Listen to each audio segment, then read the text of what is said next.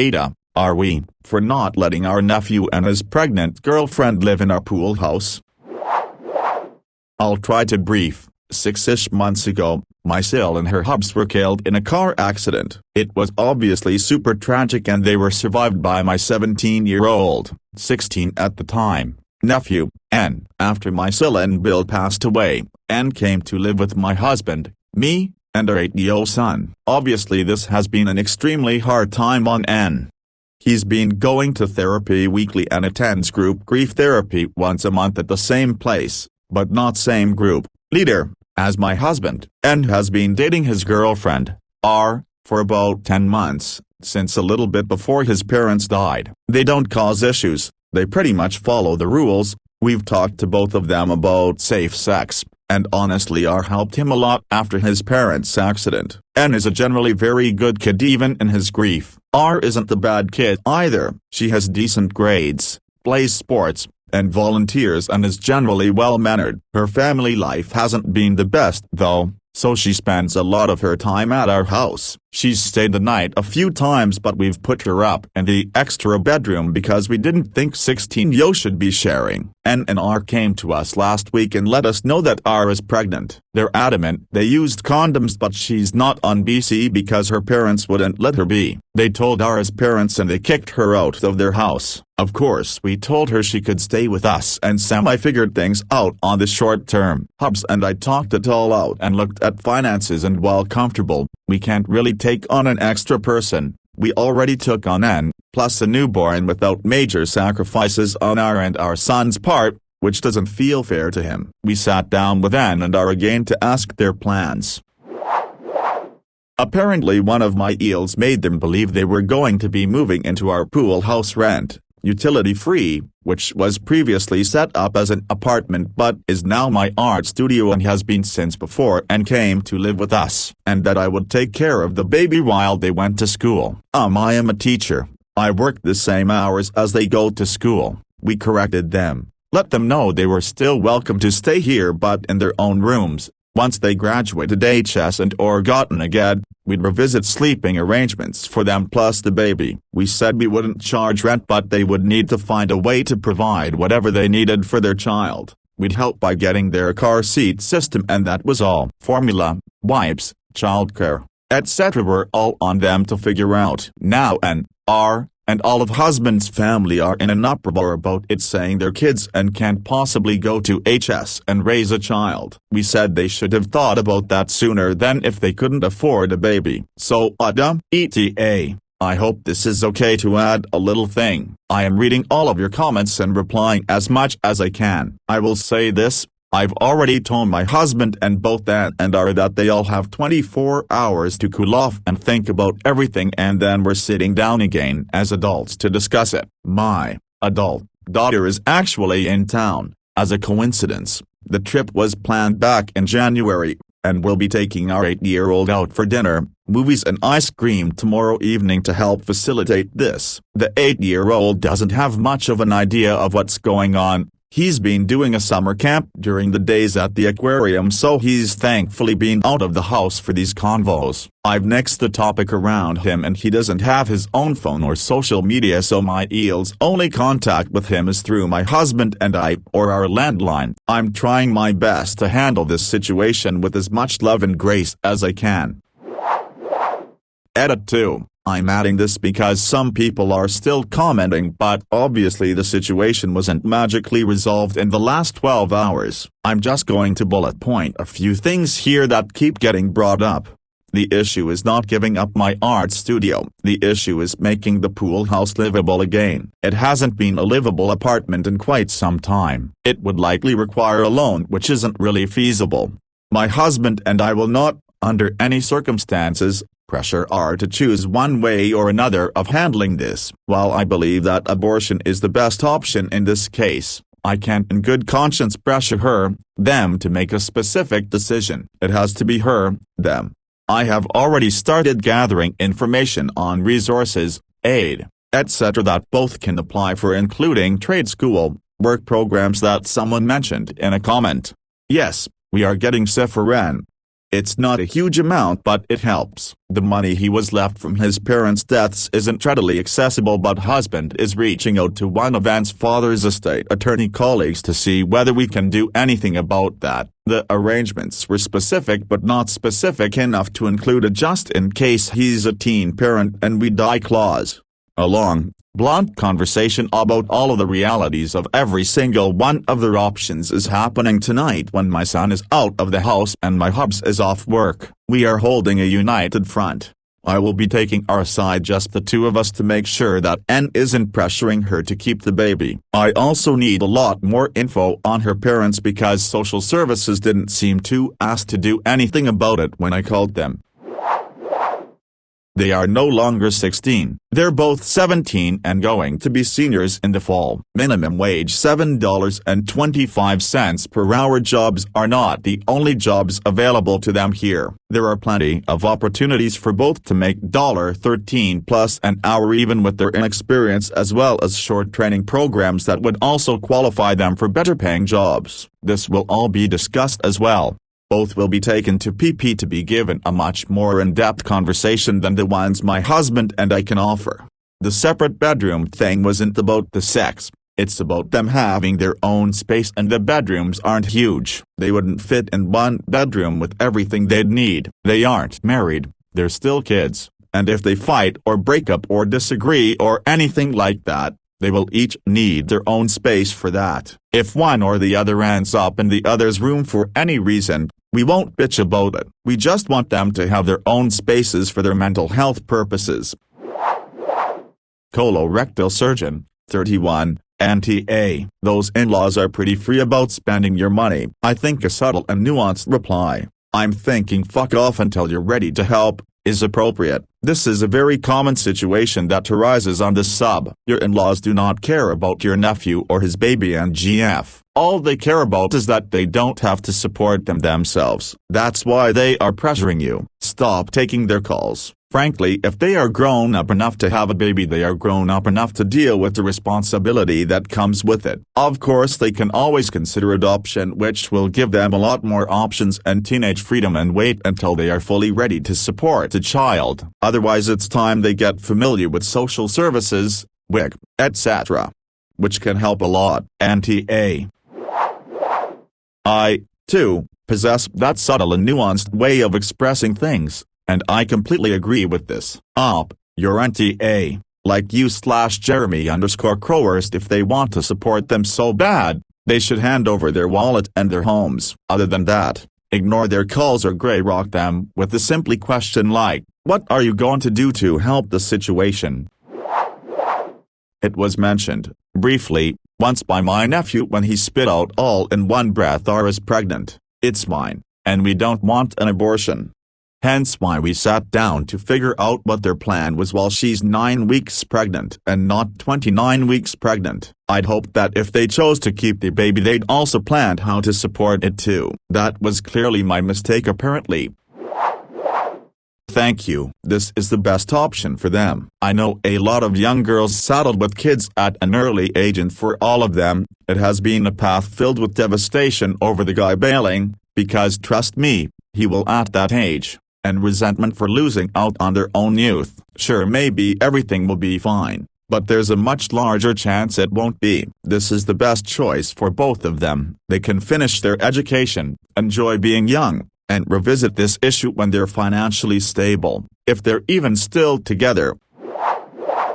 NTA. And you need to get a handle on this fast. This is not your responsibility. You should not be the one who is taking care of and funding this baby. It's time to have an honest conversation. Things become real once you bringing money into it. Sit both kids down and start showing them how much it takes to raise a baby for the first year, let alone the rest of 18 years. Make a list with them of all the things babies need: diapers, clothing, formula, childcare, stroller, car seat, etc. Ask them how much they think diapers cost. After that, show them how much diapers cost. Ask them how many diapers they think a baby goes through in a week. Then tell them how many diapers babies go through in a week. Have them calculate how much a month's worth of diapers cost. Repeat it with formula, clothing, childcare and all other things, and then ask both of them how much money they have saved and how they plan on affording all of this because you aren't paying. Remind them that adoption and abortion are options, but if they insist on keeping the baby, they need to start bringing money in now. Also, I'm not sure who is providing medical insurance for the girlfriend, but you might want to show her how much she's going to have to pay in hospital bills for the pregnancy, let alone if something goes wrong. Edit. Rating. Hit the nail on the head so hard it cracked the board. Make spreadsheets that can tally up each of these absolute necessities to show them exactly how much this sweet little bundle of joy is going to cost. Grief or not, this is about bringing an absolute innocent into this world that deserves all the love and care. It is fanciful at best and entitled at worst to think you and your husband would essentially step in and become its parents in all but name while they finish growing up. I read through a lot of ops responses and nowhere did I see any offers of living or financial help from the Eels and extended family who so freely dish out their opinions. Shame on them. And until they're knocking down your door with offers, they can kindly take their opinions and shove them up their asses, if they can find space around all the sticks already in residence. What you have already done is exactly what I would hope my brother would step in and do should the unthinkable happen. What these children and by extension the family are asking for now is beyond the pale, and I would feel the same even if Ann or I were your biological children. I think everything you've stated is reasonable and fair. And it sounds like you've been trying to and are continuing to make the best of a terrible situation. Good for you guys. I hope you update. Auntie A. Yes, this is great advice, and honestly not only does that stuff add up fast, incidentals are also crazy expensive. We thought we had a complete registry, but after 4 weeks we ended up buying so many things to make our lives easier. As our baby has grown so fast, as they tend to do, all of a sudden we were scrambling to buy more things to help him play, roll, crawl, etc. Sheesh, he needed a helmet for head shape. That puppy was almost 2K. I personally don't understand the romanticized appeal of being a teen mom, but these kids need a crazy wake-up call. Opt seems generous and kind. Definitely Auntie A, but these kids need a shake and the in-laws need to put their money where their mouth is, as they are the Participant 1. Excellent reply. I'd add in that they need to think about if this baby isn't healthy or neurotypical. What are they gonna do? Do they understand the additional costs associated with raising a special needs child? Do they understand that if their child ends up special needs, they may need lifelong intensive care and the cost of that needs to come out of their pockets? A sophomore in my HS ended up pregnant. Boyfriend bounced her and moved cross-country to live with his other parent. She had the baby and started to notice early signs of autism. Her child ended up very low functioning. She didn't have money for early intervention or any sort of behavior therapy and couldn't get the state to help. She barely had enough money to send the kid to daycare. She had ended up dropping out so she could get a job. Last I heard, the kid ended up banned from all the daycares in the area due to his behavior and outbursts, so she ended up having to quit her job to stay home full-time, living off state benefits which didn't go nearly far enough with supplemental money from her parents. If the BF ever ended up coming back to help out or ever sent any money, child support, it was definitely not the future she imagined when they decided to keep the baby, but the very real possibility for anyone with any pregnancy. You can do tests in the womb, but that's no guarantee your child won't have special needs that you'll need to figure out how to accommodate and provide for. You got me thinking, and I just did some math. I had a baby in September, so in the last 9 months, not even a year, I've placed 7 orders from Amazon totaling $239.58. Not too bad. That money provided my son with 1,296 diapers. That did not include all the diapers I had used up from the gifts given from my registry so generously, or the random stops I had to make because we were all of a sudden out. And this was just diapers, not clothes, doctor trips, the hospital bill to have him, the formula, even bigger OMG as the biggest expense we have for him right now, or the food he's now eating because this boy decided he all of a sudden wanted to become a fucking tank. Luckily my boyfriend and I are established adults, so we can provide for our son and have a whole village behind us. Having a child fills you with such love, yes, but they emotionally are in no position to make that decision right now. It will not only financially ruin them before they're even established, it could emotionally ruin them even more by having that financial burden, and they could potentially grow to resent the child, and it could come back to bite them so hard. I don't believe they should be coerced onto anything, but they need the absolute reality of the life of a parent. Also daycare, $13,000 a year, and that's a reasonable price. My daughter is finishing daycare this year. She's been in a daycare facility for the last 4 years. So that money too. Edit. I just remembered the price for the diapers was all with 20% off for having my registry with Amazon, so yay for discounts at least. Agreed. Op and husband are handling this exactly right. They're being really supportive, but they're also being realistic and letting N&R know things won't be fairy tale perfect. They'll have free room and board while they finish school, but they'll need to make sacrifices to meet the other needs of their little family. Letting them live in the pool house rent-free as a family would be kind of a romantic fantasy, but the fact is, a disadvantage of having a baby at 17 is that it will probably be a long time before they can afford a cute little house for the 3 of them. Unless Op plans to support his nephew's family indefinitely, it's best not to set up this expectation. From the edits, it sounds like Op and Hubs are doing a good job of helping N&R explore their options, without either romanticizing or catastrophizing, and without pushing an agenda. Along with talking about the expenses of a baby, as others have mentioned, they should discuss how the various options will affect their lives in the longer term. Will they be able to continue with school after they graduate? How will that work? Will they be able to continue living with you for a few years?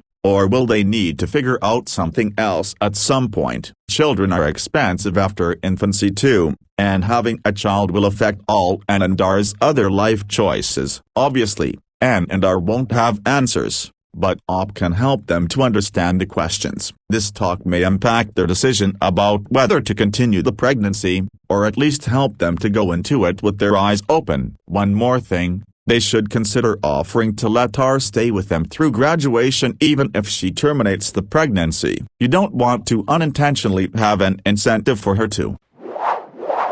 Prime Minister, 413, NTA. Your nephew and his GF should look into government support. WIC for the mother and baby to start. They should also get jobs. Take GF to Planned Parenthood to get prenatal care. These two need a wake-up call. You aren't raising their baby. You aren't getting up at night with the baby. You aren't changing the diapers. And you aren't babysitting except on your own terms. For instance, babysit if they are both working. They need to both stay in school. Help them look into education programs in your area that would let them take the baby to school. Some regular high schools offer that as an option. And, no, don't let 2 teenagers play house in your pool house. They can have separate rooms, co-parent, study, work, and have a safe and supportive environment in which to do it. If they don't like your terms, they are welcome to move in with deals who disagree with you.